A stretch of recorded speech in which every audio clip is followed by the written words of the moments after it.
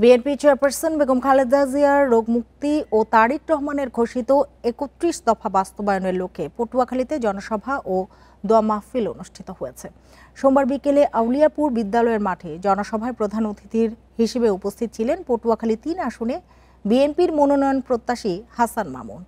এ সময় তিনি বলেন, বিএনপির নেতাকর্মীরা অন্য কোনো জোটের প্রার্থীকে এই আসনে গ্রহণ করবে না। মার্কা যাই হোক না কেন, এই আসনে বিএনপির প্রার্থী থাকবে বলে আশাবাদ ব্যক্ত করেন তিনি।